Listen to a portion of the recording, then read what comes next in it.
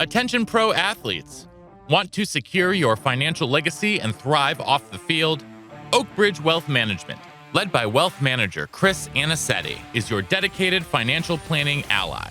But don't take it from me. Take it from the Dallas Cowboys' Tyler Biadasz. He says, Chris set goals financially and has been incredibly impactful in my journey in the NFL. Experience our customized, comprehensive approach, trusted by top NFL players. Don't leave your financial success to chance. Connect with Chris on Instagram at OakbridgeWM_Anicetti.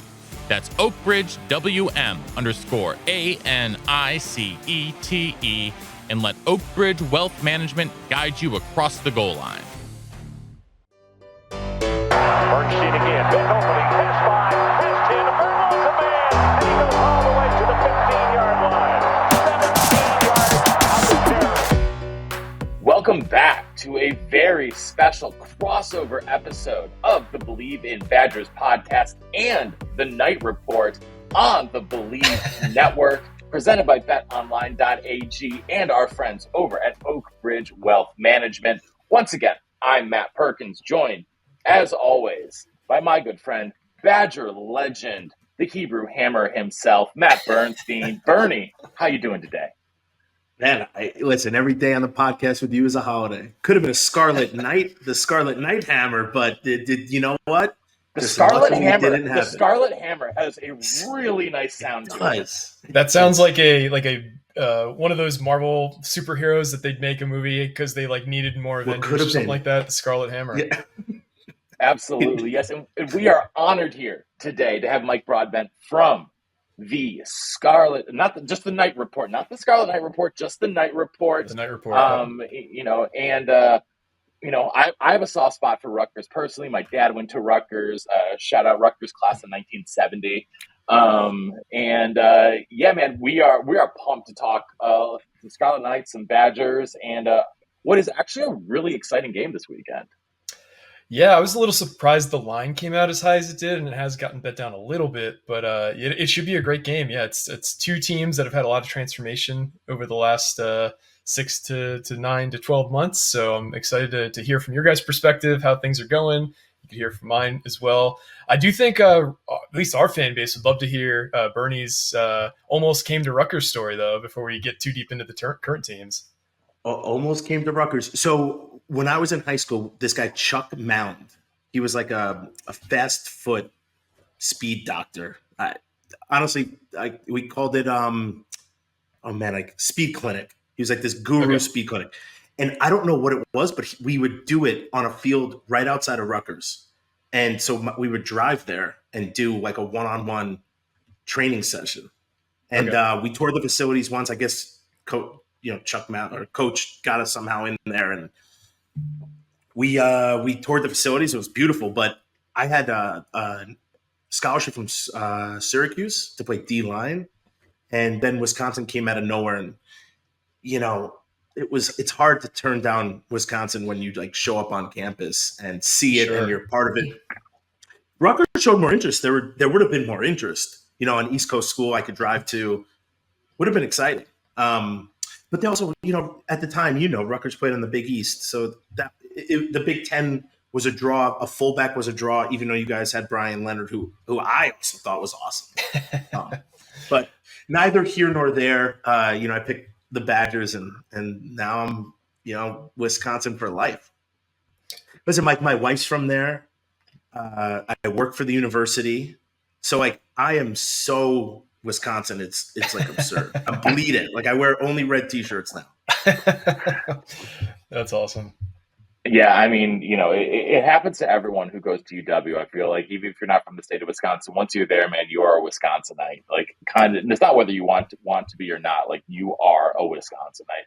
But no matter where you're from, no matter who your team is, the best place to wager on them is at betonline.ag, where they continue to be your number one source for all of your online sports wagering needs. You name it, they've got it over there at betonline.ag. Head on over to the website, use your mobile device to sign up today, receive a 50% welcome bonus on your first deposit with our promo code BELIEVE. That's BLEAV, BetOnline, where the game starts. We are going to start here today, gentlemen, with I want to talk a little bit more about this Rutgers team because, obviously, like I have a little bit of skin in the Rutgers game as, being a Rutgers legacy myself, with my dad being a Rutgers alum and always having a big soft spot for the Scarlet Knights. And really, I'm someone who's always really appreciated the way that Greg Schiano's gone about his business, like as a coach, right? And he and Rutgers just like seem to go together really, really well. And anyone who's watched Rutgers this year, I don't know. I'm really impressed with your defense. So let's talk a little bit of nuts and bolts about the Scarlet Knights for our Badger fans who probably don't know a ton about what's going on in Piscataway right now. So you guys are off to a really, really nice start. Let's start with what's new. What's new this year for the Scarlet Knights that is sort of, taking them, helping them take the next step? So first and foremost, we have an established QB that's set in stone. Greg Schiano typically doesn't like to name starters, well ahead of, guys seemingly earning the job unless they're already, incumbent starters.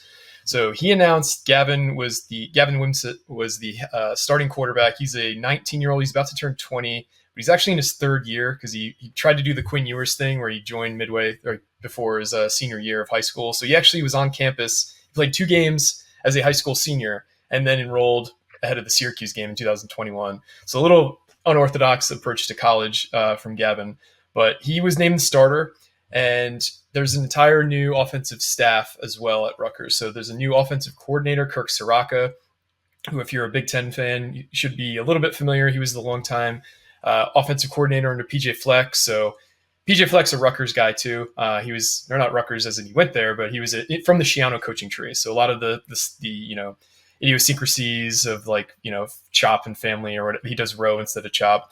But he was a guy that was on the Rutgers staff during Greg's first reign. And then he stuck with PJ through Western Michigan and at Minnesota for a while. Greg, fought tooth and nail to try and land this guy.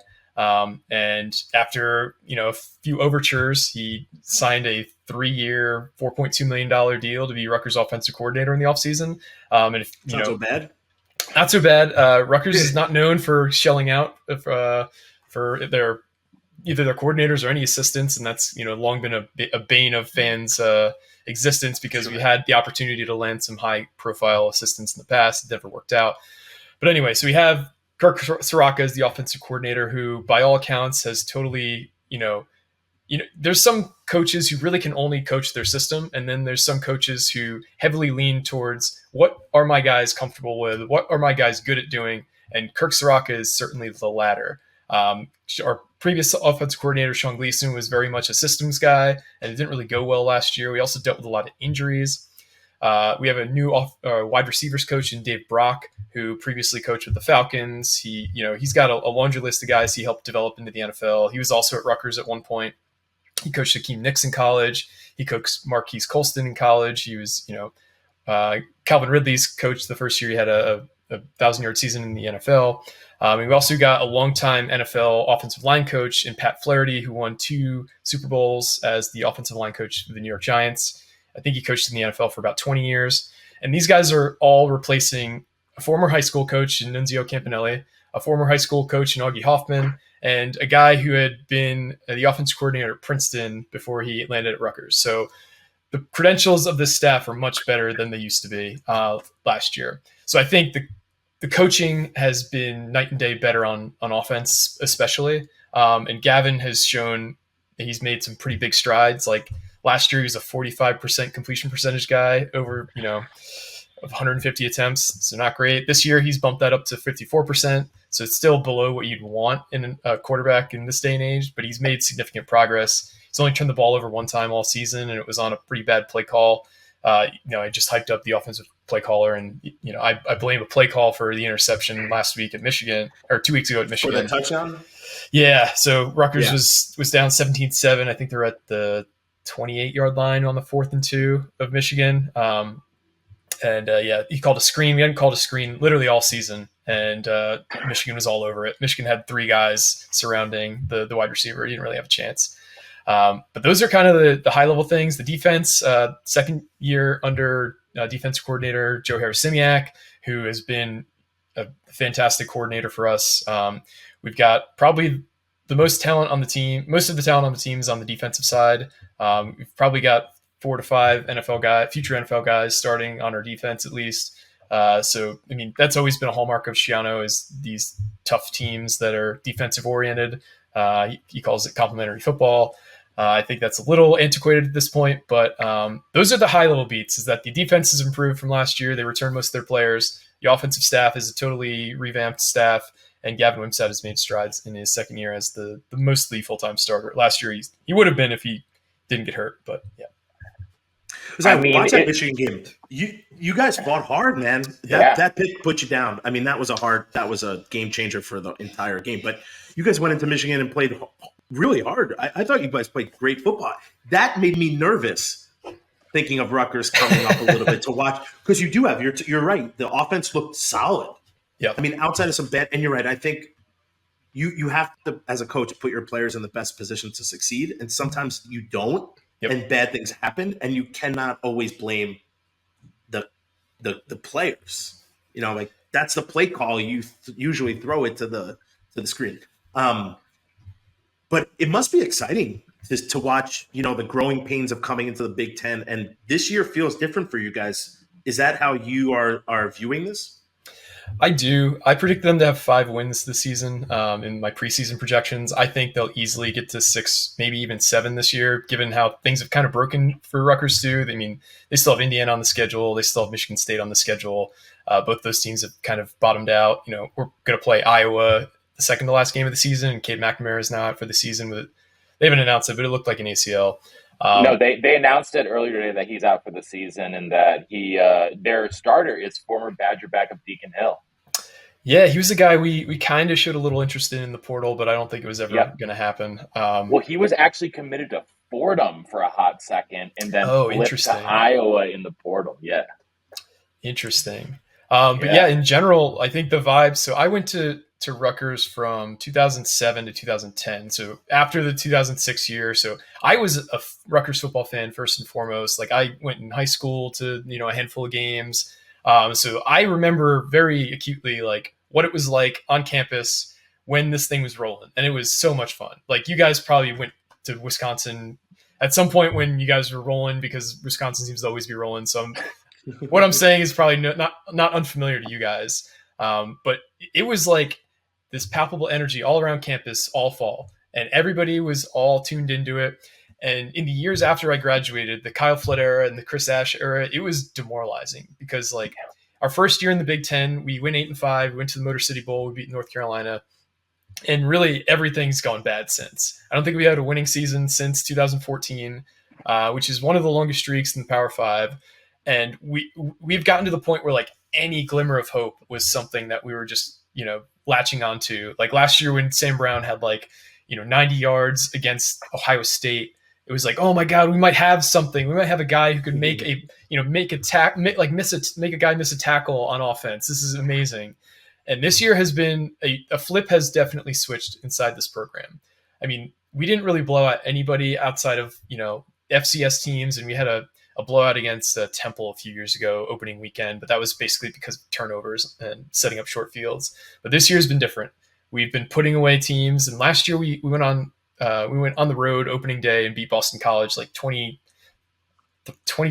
or something like that. It was a really close game.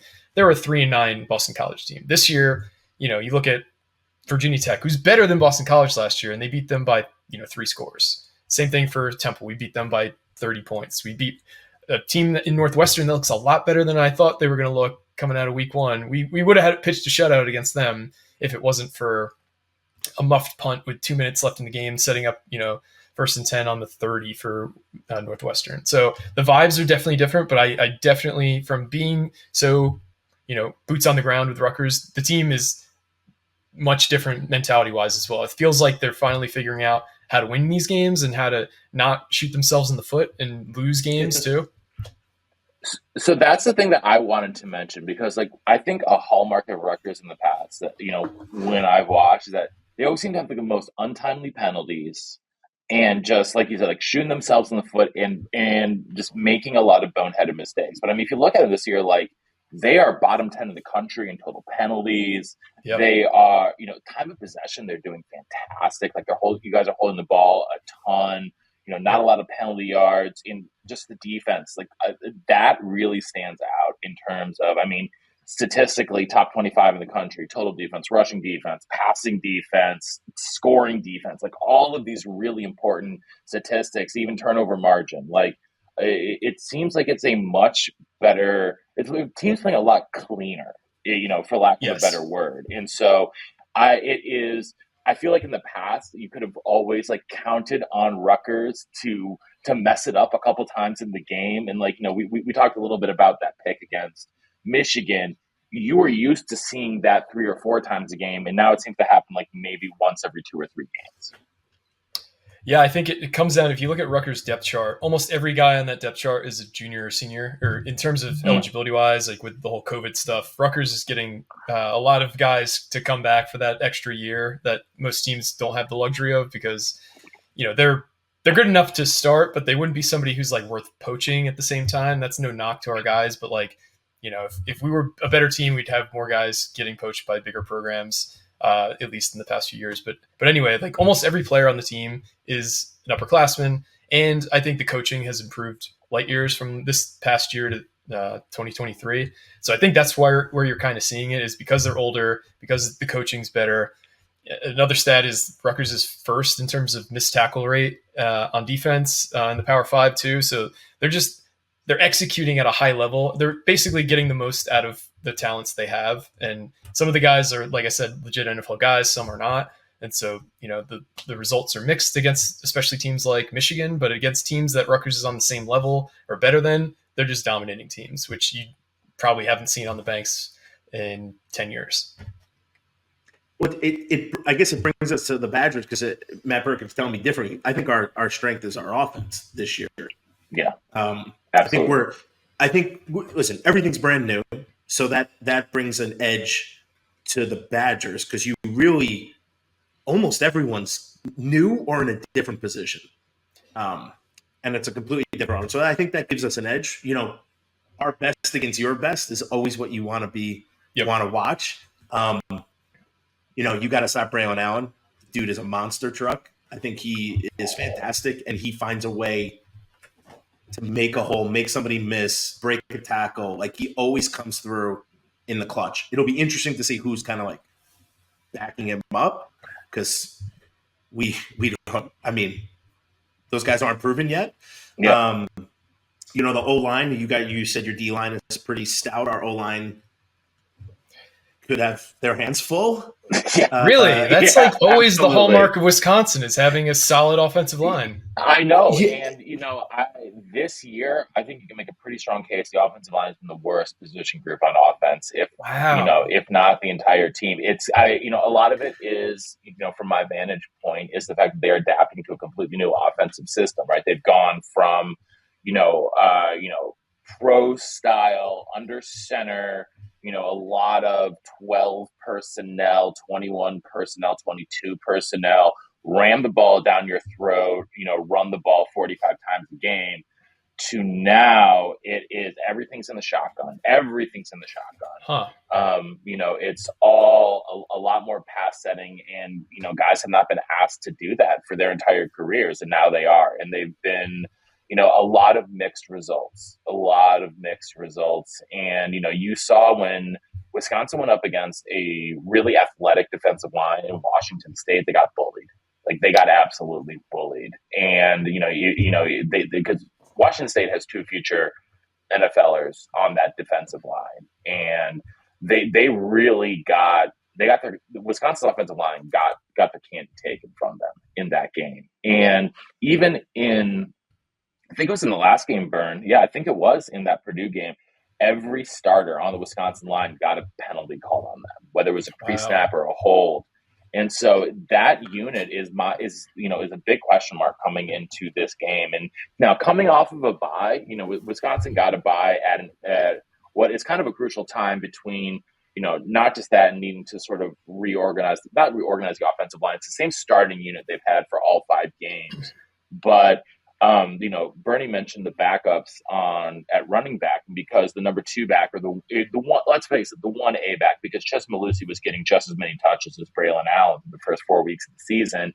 Well, he broke his fibula and he's out for the rest of the year, which was a damn shame, because he had been playing really, really strong football, and in a lot of ways actually fit Phil Longo's system a lot better in terms of what he could do. He's a little bit faster, a little bit,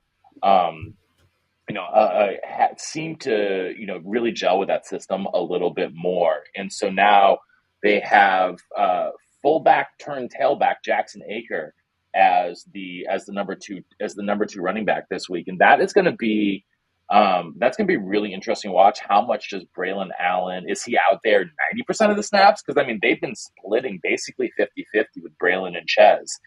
And, everyone behind Braylon now with Ches gone is completely unproven, like less than 10 carries in their career, unproven.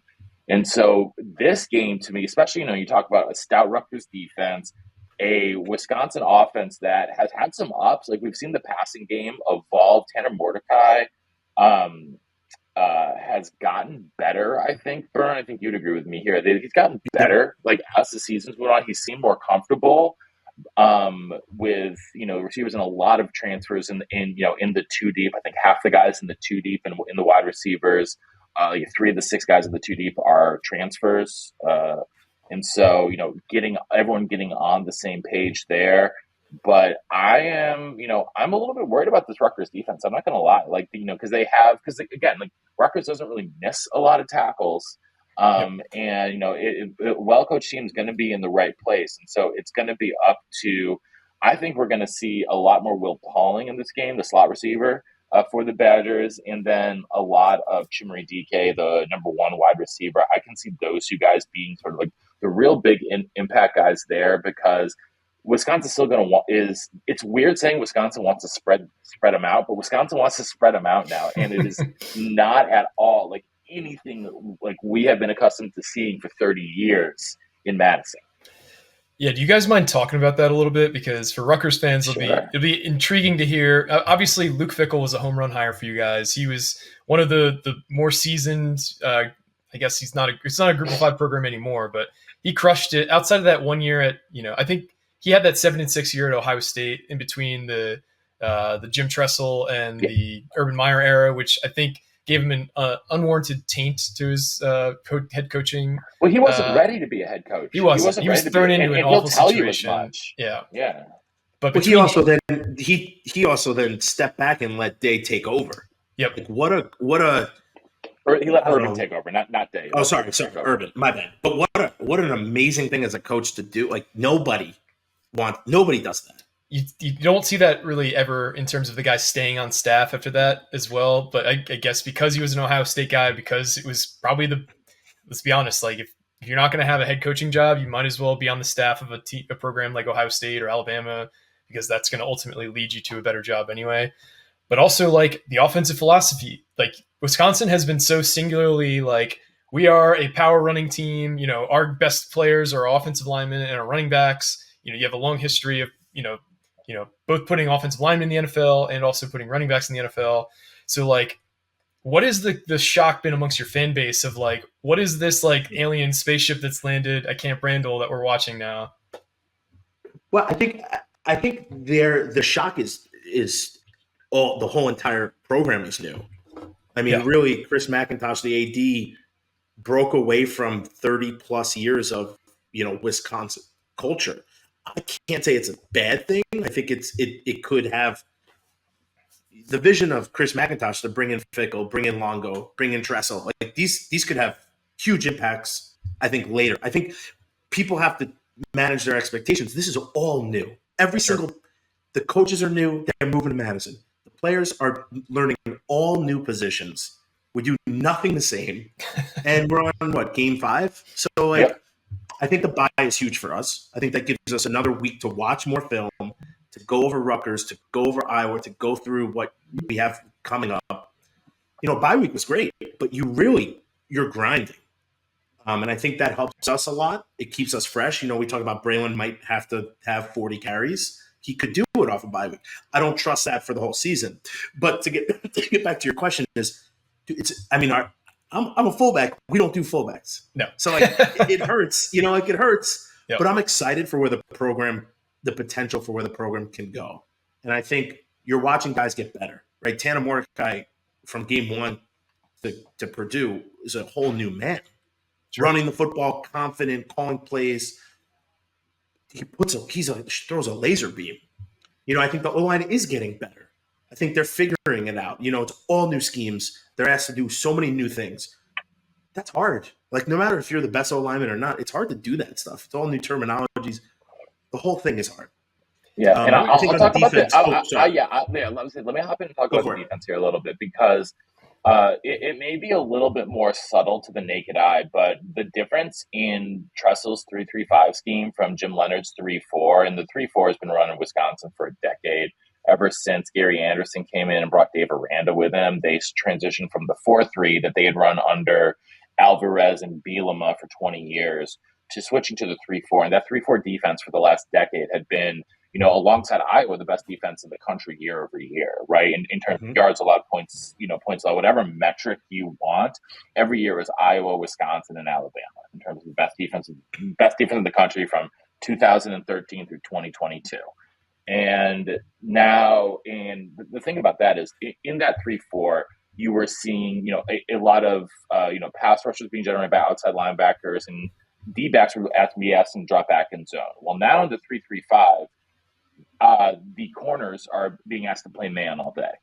And it is, the guys that they've been brought in, the guys that have been recruited, are guys that have been recruited to play in the 3-4s, to play the zone, to play 3-4, and not to, didn't really bring in guys to be proper nickelbacks or anything like that. And now you've got a starting nickelback, you've got safeties being asked to do very different things, corners being asked to play a lot more press coverage, and there have been a lot of growing pains. Like, you've seen the DBs get torched sometimes, and now I think what we've seen in the last couple games is they're doing a better job understanding when they can gamble and when they can't. And you see, like, in the last game against Purdue, Ricardo Hallman gets 2 big interceptions, and he does a really good job of he's starting to do a really good job understanding, even from like week 1 through week 4, like, when can I, like, try to take that gamble and go for the pick, and when do I just need to, like, play proper coverage and stick with my guy? And you can see him doing a lot of improvement there, but they're a light team, though, because of the switch to the 3-3-5. They're very, very light. The 3 down linemen, James Thompson, the defensive end, has really been the only guy who's been able to get even a semblance of a consistent pass rush.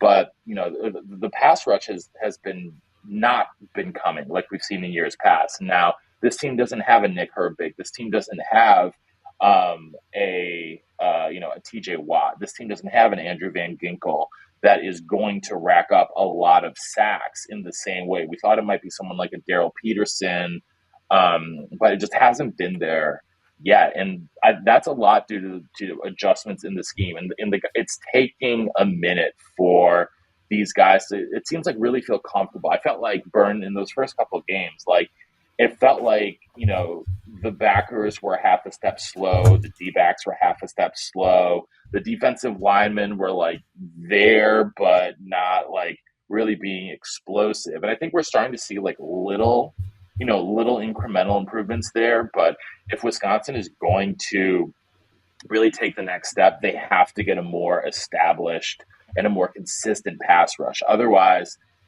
they still don't have, like, 5-star athletes out there playing corner who can hold up for 5, 6, 7 seconds in pass coverage and really be sticky to these guys. Because, we're used to having Nick Herbig being on the quarterback in 3 seconds, and they just don't have that anymore. You're right. I think our skill player, it's a whole new defense. It is a tough thing to, you're talking about. I correlated to me when I showed up at Wisconsin. I was god awful. Like, I couldn't even carry the water out to the team. So imagine my ramp up was almost a year long of being on the scout team, getting my butt kicked, watching film, grinding in the offseason, lifting, doing all these things. I had a year almost. These guys had spring practices, 15, 14 practices, 16 practices maybe. And then you can only do what you can do off the field. But if you don't know what to do off the field, it's very difficult to simulate the pass routes and getting a feel for each other. This isn't the NFL where these guys just go to places and spend a vacation doing it. It's way different. So I would say that, you have coaches learning the players learning the coaching schemes. If you're not confident or you just don't know you know it 100%, none of us do anything that fast if we don't know it's what we should be doing. So I think you're going to see us just continuously get better, but it's going to be mistakes and then learning from it, right? And picking up on different things, picking up on different cues. The coaches will start seeing things. It's going to get better and better. It just takes time. We're in a whole new regime. These guys didn't even have one recruiting class, right? They run different things, and they're asking players who are brought in to do one thing, or not to do one thing, but to play in one scheme or two schemes, offense and defense, are asked to do completely different things. It's very different things. It's very different, but I'm excited because I was nervous about Purdue, and we went in there and really came out of the gates firing. Yeah. So that makes me excited that we're picking up things on a bye week. We all know bye weeks are fantastic. You can blow off that steam over the weekend. I don't know what they did. I just remember my bye weekends. They said no practice on Saturday, and you're like, Friday. It was a bender we would go on. So, but then come Sunday, you're locked back in, right? It's homecoming. Mike, have you been to Camp Randall? I've not. It's definitely on my short list of places that I really want to go see. Because I feel like I'm from Jersey, so basically, like, no matter where you're from, New Jersey, it seems like a million people who went to whatever different schools. I know a bunch of people who went to Wisconsin. I've heard nothing but glowing things about it. I'm sure you guys all know Jersey people from going to college. It seems like we always stand out for whatever reason, good or bad. So I have not been, but I heard it's amazing. From the tailgating to just Madison's a gorgeous town. There. Yeah, it's like almost a bunch of fraternities parents weekend. Is it homecoming this coming weekend? Okay, homecoming. Yep. The game's at 3:00 Eastern. 2 there. When you're talking about it, is the game sold out. We don't take this the wrong way. We don't sell out a lot of teams that aren't like Michigan, Ohio State. Mm-hmm. But this team sold out.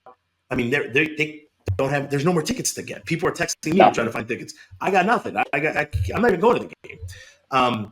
So I think that bodes well for us, right? Mm-hmm. I love playing at home. Playing away is brutal. It just is. You really have to have a chip on your shoulder to go somewhere else. Go into their away locker rooms, use the facilities there. Like everything feels awkward. But it's going to be crazy there. And I love that it's homecoming for us out of this bye. I don't know, man. I think it's going to be a really good game. I think Rutgers has stepped their game up enough that it will be a fist fight. And that's what the Big Ten is all about. It is literally two Goliaths standing in the middle of the ring, just punching each other in the face. And someone eventually flinches. That's a Coach Alvarez thing. And the other team wins, right? Like it is like that. I think both teams need to start fast. I think both teams obviously need to control the line of scrimmage. This is like, couch potato stuff. But our skilled players, like our offense needs to beat your offense. I mean, that's really – it sounds stupid, but if you score more points, we're going to win. We have to score those points. We can't kick field goals. Attention athletes. Do you want a frictionless and tailored financial planning experience to secure your future? Well, look no further.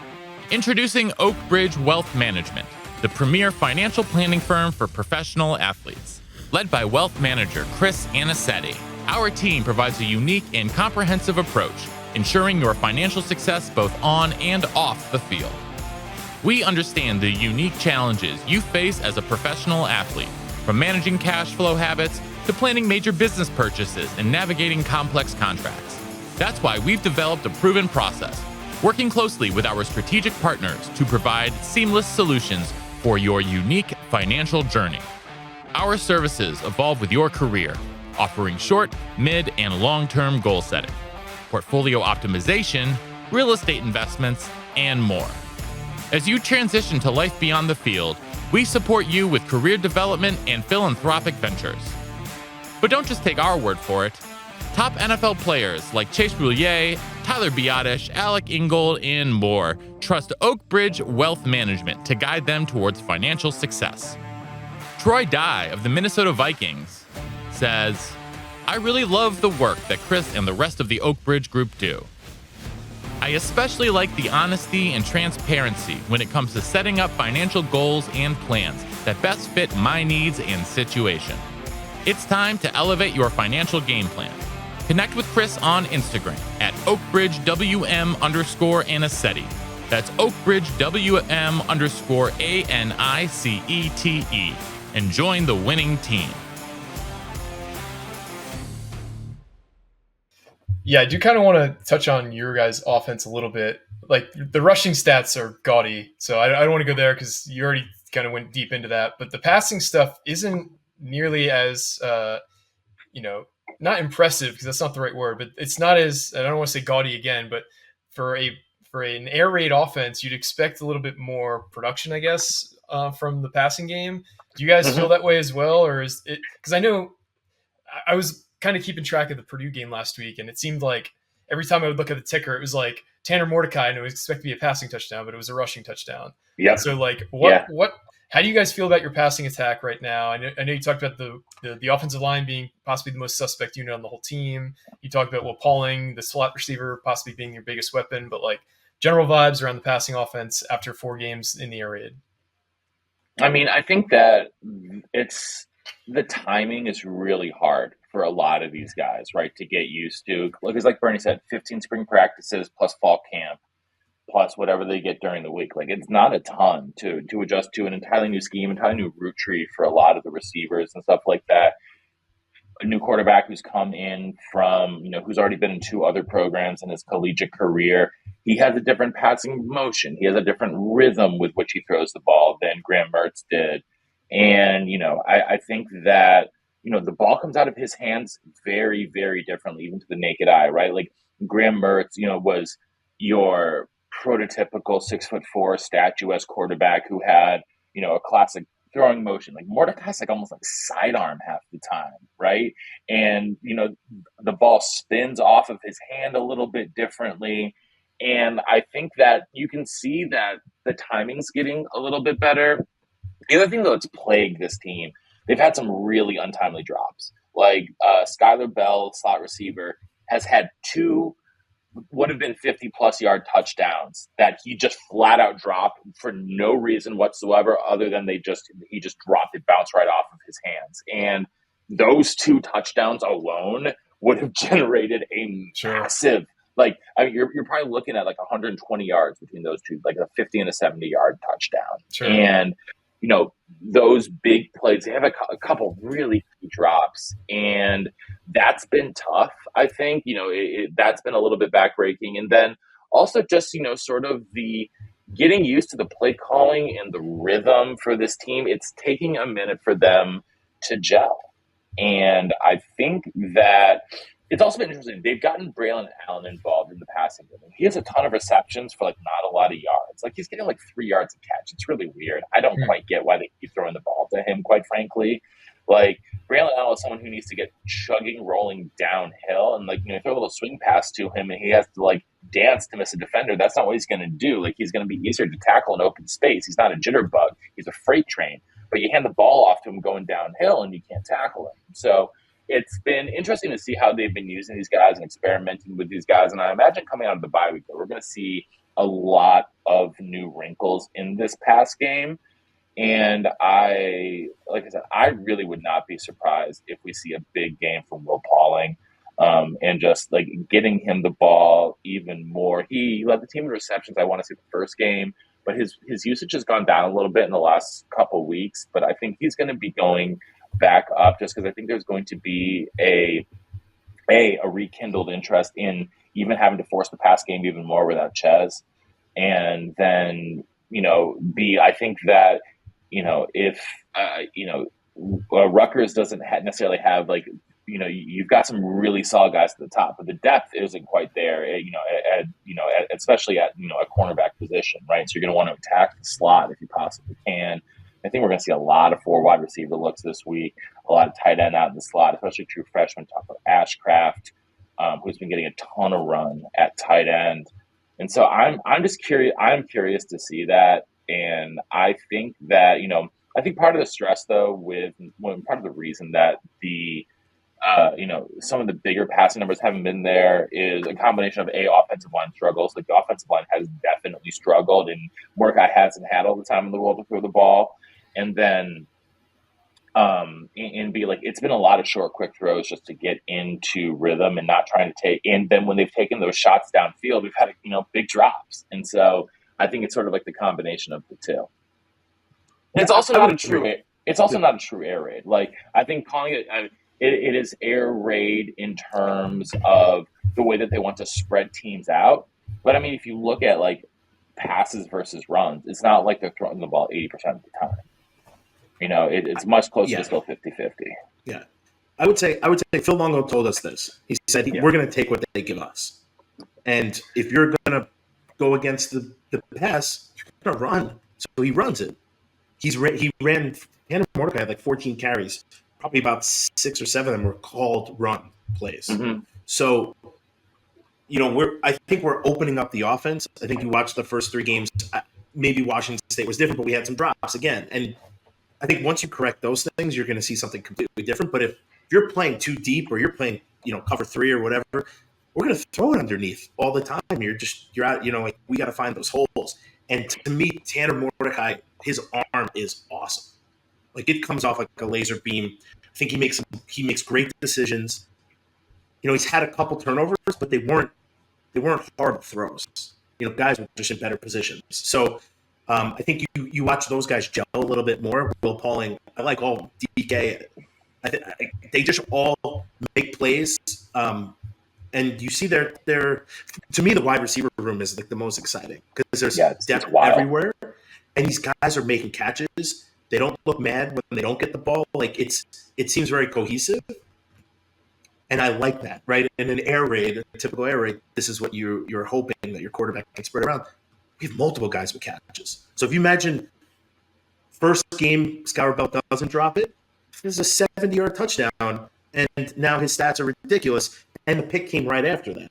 So you're adding on and subtracting here. So I think Purdue played off of us and we just took advantage. So I like that Phil Longo's mindset is we're going to take what you give us and we're just going to find what works for us. So if the run game's there, we're just going to run it. If Tanner Mordecai is going to run it, I think that's bananas to me because I hate when the quarterback runs. But he's like, hey, if these guys are going to rush that hard, we're just going to run up the middle with them. And it worked. So, so I think those things are interesting. I would agree. Also, when Phil Longo showed up here, he had an offense that was ready to run 22 personnel with a fullback downhill, right? That was the group of players that he came into. So you're switching everything, right? So at this point, he's got to find what works, not just for him, right? We talked about the offensive coordinator that Rutgers has, right? He's got to coach the players he has. And I think that's what he's doing. So I think he'll find what's working in a game and use that to his advantage. But I think you'll see some more deep shots. I think you have to, right? Like we got to throw the ball down the field. But Longo's offense is still like we're fresh into it. Watching 4 games in a spring game is not enough. Yeah, that's totally fair. The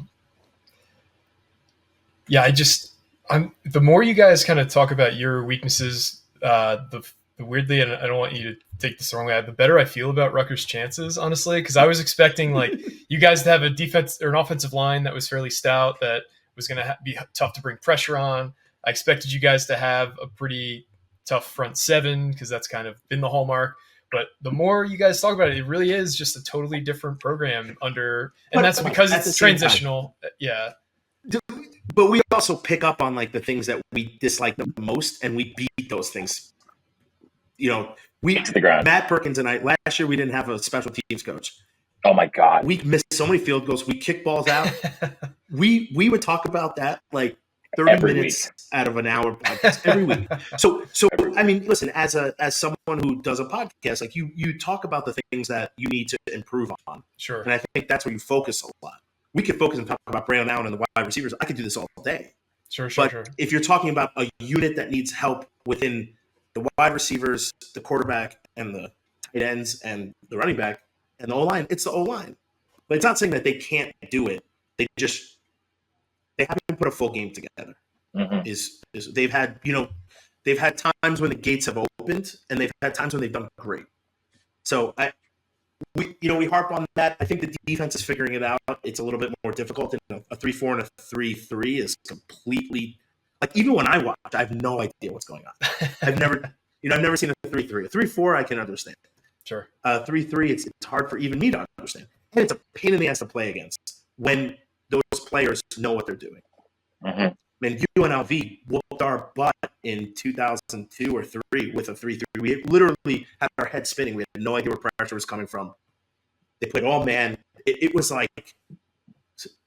absolute pandemonium. They beat us like 20. Matt Perkins, what was it? We scored like 5 points. Yeah, it was points. Like I want to say it was like 28-6 or something like that, or 24-6. It was bad. Yeah, it was bad. We couldn't figure it out. So eventually, that's the where I think we'll be.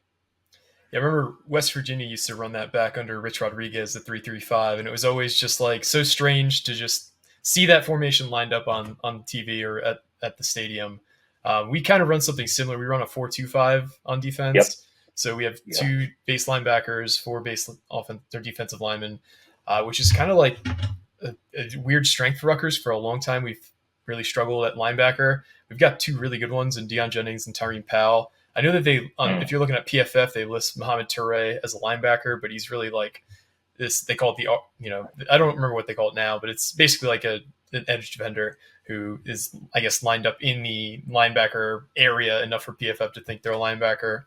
But yeah, who would you guys say? Toure was someone that Wisconsin recruited really heavily, and he picked Rutgers over Wisconsin in his final group. I remember because he was someone that I remember, in the recruiting scouting stuff that I do over at Badger Blitz. Like I remember being like, dude, that dude's a player. Like that dude is a player. Yeah, he's got a freaky family bloodline too. His younger brother is his name Fama Toure. He's a freshman wide receiver on Rutgers.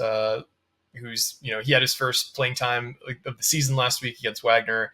They have another younger brother who I think he's between Ohio State and Penn State. He's in high school right now. He's an Irvington guy. But yeah, they're all like muscle, like it's literally probably all like 3 to 4% body fat. And the same thing for his brother. His brother is like 18 years old, and he just looks like an action figure. It's kind of wild. Who are some like defensive guys to really kind of look out for on your team coming on Saturday? Hunter Wohler. He's your safety. Safety, Hunter Wohler. He has been the best player on the defense in every game pretty much this year. He's a playmaker, and he plays what they're calling, I think they call it the star role in this defense, which basically means like run around and make a bunch of plays, insofar as I can tell, right? Like he just runs and he hits people. He'll blitz occasionally, drop tackle coverage. He's got a couple picks, and like he's in on seemingly every single tackle. Like every single tackle, it seems like he's in on. Big play, like I talked about him earlier, Ricardo Hallman. He's really impressed me. The corner, I really he leads the team in interceptions. I predicted he would lead the team in interceptions this year. I definitely got that one right. He's already got 3 this year. And I think he's going to have a couple more as the year goes on as well.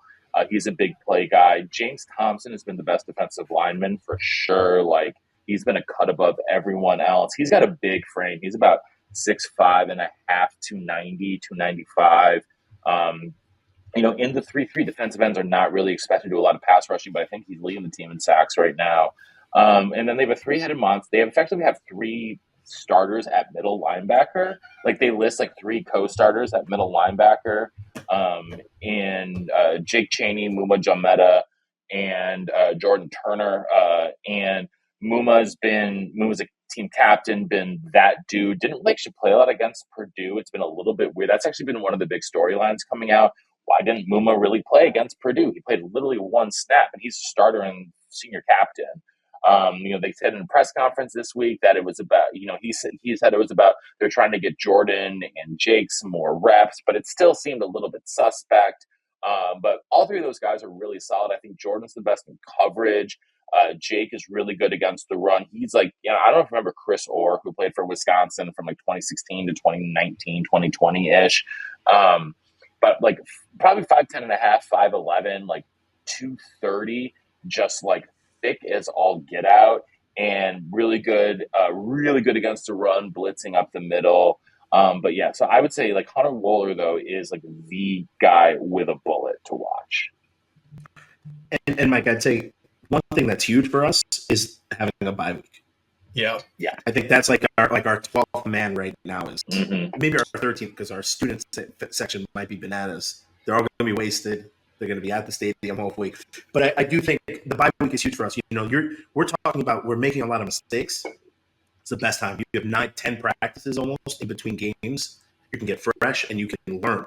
And I think that's going to be, I don't think it's physical. I think it's more mental, because mental's 90% of football. I mean, it's a lot of percent of football. And from my experience, the second I figured it out, you unleash this, violent nature, but focused, you can play good football. I don't think they're there yet. And I think that's what, like we talk with a bunch of linemen, we're just right there. We're like right on the precipice, I think, of like having a chip on our shoulder and being bullies. But we're not there because I think we're playing a step slow because we're trying to figure out still things and seeing things are all new. So I would say the bye week for us is huge. Fresh, and we can learn and we can get ready to prepare. You have 2 weeks to prepare for one game. It's usually, pretty good. So who do Wisconsin fans need to be looking out for on both sides of the ball for Rutgers? I mean, we talked about Wimsatt, but like, who should Wisconsin, and we talked about Wimsatt and Torrey, but who are a couple other names that they should be looking out for? So I'll give you two on offense. First is Kyle Monungai. He is our leading rusher on the year. He won Big Ten Offensive Player of the Week, I believe, after his Virginia Tech performance. He rushed for 143 yards and 3 touchdowns. The week before, he rushed for 165 yards and a touchdown against Temple. He was held in check against Michigan because it's Michigan, the best team in the country. Yeah. But he's been a revelation a bit. Last year, he had one really good game against Michigan State when most of the other running backs were hurt. I think he had 160 yards against Michigan State or 140, one of those two. So he's really been the lead dog. We all thought it was going to be Sam Brown coming into the season. He's coming off a foot injury. So I would say ideally they're probably wanting to get to this 1A, 1B situation similar to what you guys had before Maluzzi got hurt. The other guy on offense to really look out for is Jaquay Jackson. He is number 9. He's a receiver. He was actually in Division II last year. He was a Division II All-American. He put up crazy numbers, if you believe what are coming out of D2 Pro Days. He came in, I believe, at right around 6'3", like 210, and he ran in the low 4.4s. And he decided to enter the portal. He actually chose Rutgers over a lot of other teams that you wouldn't think. He took official visits to Texas A&M, Miami, Colorado, and one other in the portal, and he ended up choosing Rutgers. So, we'll take that. He wanted to basically put himself in the best position to play and also to make the NFL. So I think that's kind of what it came down to. You hear all those names, you think, oh, he was going for the highest payday. And I think this is one of the rare cases where that wasn't the case in 2023. So, kudos to him because, he's been a really, really good receiver for us. Defense, I'll give you 3. First and foremost, Aaron Lewis. He's a defensive end. He's number 72, I believe. And I'm going to get shit if I don't get that number right. 71, sorry. So Aaron Lewis is probably the best player on the team in general. Aaron Lewis, he's one of those players that you really hate to play against because he's seemingly a guy who never runs out of energy. He's always, giving 100% effort, doing things kind of on the edge of getting a penalty a lot of the times, from like maybe hitting the quarterback at that last second that you can get away with it, but you go a little further, it's probably roughing the passer. He's been I think he led the Power 5 in pressures last year. If not led, he was in the top 2. He was a first team all Big Ten selection by PFF before the season. And he's been really, really good. He's having his best season in college so far. Second is Tyreen Powell. He's the middle linebacker. He's just a really freaky, long, rangy, kind of like modern prototype linebacker. I think he's like 6'4", 220, and he can run sideline to sideline. And he's one of those guys who is helping boost Rutgers' missed tackle percentage because he gets his hands on somebody, they're going down. It might be tough against a guy like Braylon Allen, who's 6'2", 230, 240. I don't think many people can tackle him, but if there's a few people I trust, it's those two. The last is Flip Dixon. He is a transfer portal guy we got out of Minnesota. We talked about the connection between PJ Fleck and Rutgers. The former safeties coach at Minnesota is now our defense coordinator, Joe Harasimiak. So it's an easy plug and play. He's been a revelation this year. He's I think a top 20 safety according to PFF rankings. He had a really athletic interception against Virginia Tech, and there was a game, I think it was Temple, where literally like he took over an entire quarter as a defender. Like he made like 4 or 5 really splash wow plays against one opponent. So those are the main guys I would say to kind of look at. There are a few more players on defense, but I'm not going to kind of go deep into those. But just know our defense is very deep, and talented in general.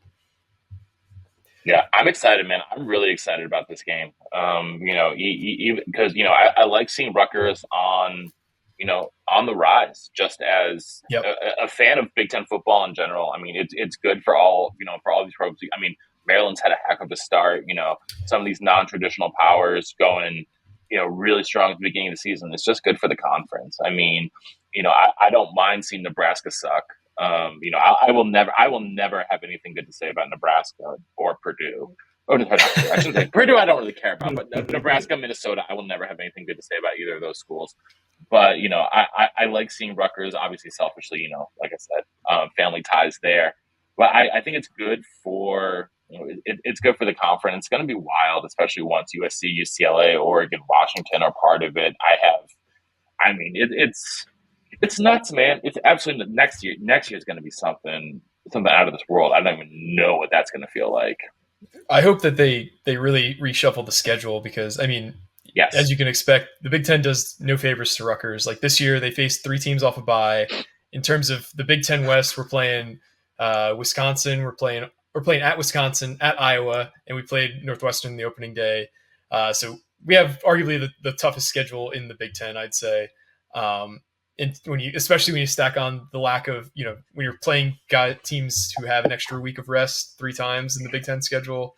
And so for next year, we're playing the Big Ten East minus Indiana. So instead of Indiana, we're getting UCLA.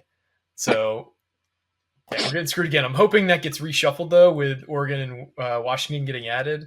I know that seems to be the way things are going to go, but I wouldn't hold my breath if I'm a Rutgers fan about getting an easier schedule. I think it's going to be probably just as bad. It's not really getting easier for anybody, though. No. The West is not great, but teams are getting better.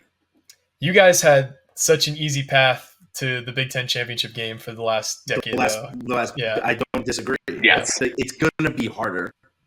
Oh, it's going to be harder for everyone, especially because of the elimination of the divisions. But I just mean every year it's like Penn State, Michigan, Ohio State. We got to play all 3 of them. It's brutal. It's funny you mention that because as someone who went to Wisconsin, you want to go to these places to play against these teams. Yep. So listen, it sucks when you lose, you get blown out. Yeah, but you're going to get a lot more guys to say, hey, be on this team that actually beats this team. Be on the team that beats Ohio State. We have I have a good track record against Ohio State. Do you know how fun it is to go there and beat them? Like it's what I went to Wisconsin for. Sure. Go to Penn State and win. So as it is a negative when you lose, it's still a positive for the kids and the experience, and you're going to recruit kids because they want to go in and, Michigan said no to you. I'm going to go to Rutgers and prove you wrong. Yeah, I think as the new kids on the block, though, we had a lot of things working against us from, we came from the AAC to the Big Ten, and so we had no leverage. So we got like a tenth of the share for like the first 7 years. I think we were an affiliated Big Ten program. So we were getting no money. We were getting the shittiest schedules. Sorry if you guys can't curse on your podcast. And we're in the Big Ten East. So it is starting to turn, but it's taken a long time to get this thing even pointed in the right direction for sure. All right. Well, we will finish up here. I want a game prediction here, and then I want your prediction for who's going to be in the Big Ten title game, Mike. All right. So I said at the top, I thought the line was a little off in terms What is of it, 13 and a half right now or something like that? I haven't checked in a bit. I bet it when it just got released, because Rutgers is 5-0 against the spread this year, and Vegas has been tough to adjust to us in history in general. So when it came out at plus 14, I was expecting it to be like 10 and a half. So I bet it right away. I think the line's off. I think this will be a very close game. And we've talked about it. Per our sponsor at betonline.ag, it's still 14. It's still 14. So I think this will be close for most of the game. I did make a small money line bet for Rutgers, so I want to put that out there. So I do think they have a better chance to win than they're getting credit for. But I do think this will be one of those games where there will be a fourth quarter decision, or there will be a fourth quarter play that kind of flips this. I'm going to say Rutgers loses this one 27-23 on a late fourth quarter turnover when we're driving. But it will be close, and I think, it won't be really totally known who's going to win until late in the game, fourth quarter. All right, so you've got Rutgers plus the points and the over under set at 45 right now. Yep. So I will go. I've got Wisconsin 37-27. So Rutgers plus 14, and definitely the over. I think that even though Rutgers defense is very good, I still think the batters can move the ball, because I do think at the end of the day, Wisconsin's offense still has more talent than any of the other teams that, outside of Michigan, that Rutgers has played. And I think they can start to get it moving a little bit, especially coming off of that bye week. Bernie, what you got? I'm taking Wisconsin 31-24. Okay. I think the bye week helps us tremendously. I think it's a closer game than people. I would agree. It's a closer game than people. Listen, any game could be a blowout, but I think it's a closer game. I think you have two better teams. I just think the bye week helps us, and I think we're coming into our own. It's like we're going through puberty. Finally, we're getting there. It's taking our time, but we're getting through puberty, I think. All right, and so I'm curious. I'm going to go on the record here. I said this before the season. My prediction before the season for the Big Ten championship game was Wisconsin versus Penn State. And here we are at a third of the way through the season, with all the struggles that Iowa's had, with the rest of the Big Ten West looking pretty subpar. I'm sticking to it. I still like this Penn State team, but I am curious though. I'm Mike, who you think is going to be in the Big Ten title game this year? Well, given that I just said I think Rutgers loses a nail biter to Wisconsin, that's going to put them 2-0 in the Big Ten. They already got the tiebreaker against Purdue for beating them, and then Iowa just lost its quarterback, and I think they're going to start to unravel under the pressure of Brian Ferentz not being able to put together a modern offense, and you've already started to see him cracking a bit on the podium. And then your other team you got to compete with is probably Minnesota. Minnesota's, already blown. I don't know how big of a lead they blew against Northwestern, but they don't really impress me. I think you guys don't take this the wrong way. You kind of back into this, like you win by default almost. Like I don't see how you could pick anybody. Like I don't know what the betting odds are for the Big Ten West title, but you guys have to be like at least minus 150 favorites right now. I think it's easy money to predict you guys to win the Big Ten West. Out of the East, it's tougher. I have a hard time picking Penn State. I found out this stat earlier today. Penn State has the most offensive plays. It's either in the Power 5 or in college football. And they have the second fewest explosive plays, so 20-plus yard plays in Power 5 or in FBS. I don't remember which one it was. That to me is going to present itself to be a big problem against, their two main challenges this year in Penn State and in Ohio State. I can't imagine Penn State winning. You'll have to show me that James Franklin beat Ohio State and Michigan before I'll believe it. So I'm going to just cross them off for that reason. Maryland's a dark horse, but I just don't think they got enough, defensive firepower to hold up against some of the better teams in the Big Ten East. And then it comes down to, the game, the end of the season, I think. I think Michigan ends up beating Ohio State again. I wasn't really super impressed with Ohio State to start the season. I thought they probably should have won at Notre Dame by at least double digits. I don't think Notre Dame's that good either. So Michigan, Wisconsin, Big Ten title game, and probably Michigan winning it just because I have a hard time seeing. Honestly, I could see them going undefeated this year, going through the college football playoff. I'm not really impressed by any of the top teams so far in terms of the top 10 ranked teams in general. All right, Bern, what you got there? I mean, I hate Michigan with a passion, but I do think it comes down to the last game, which it pretty much seems like it does every year. I'm going to put Ohio State in there because I just can't pick Michigan for anything. So I might not be going with my gut. This is why I don't gamble. I'm horrible. But I do think we somehow win the Big Ten West. Not somehow. I think we win. I think people are beating each other, and I think we're going to prosper from that. Yeah. Absolutely. Well, this went on much longer than we expected, but this was freaking fantastic, Mike. We really appreciate you having us on your show and hanging out with us here on our show on the Night Report X Believe in Badgers. This has been freaking fantastic, dude, and hopefully, and the dream is one day Wisconsin versus Rutgers in the Big Ten championship game. I would love that. We've had it's been fun to also just kind of battle out on the basketball court too. We're excited for that to come around the corner. Not to get into that too much because we're talking about a game, but it's funny how the mentality kind of translates over to the basketball court too, because Big Ten is very similar in terms of just like beat the shit out of each other for 40 minutes up and down the court, same way it is on the gridiron. But yeah, this has been great. It's funny how much we have this overlap too, both being on Believe, both being affiliated with Rivals. Got to get more groups of people like that on Believe. It's been great. Absolutely you do. And we appreciate everyone tuning in here to both the Night Report and Believe in Badgers on the Believe Network, presented by betonline.ag and Oak Bridge Wealth Management.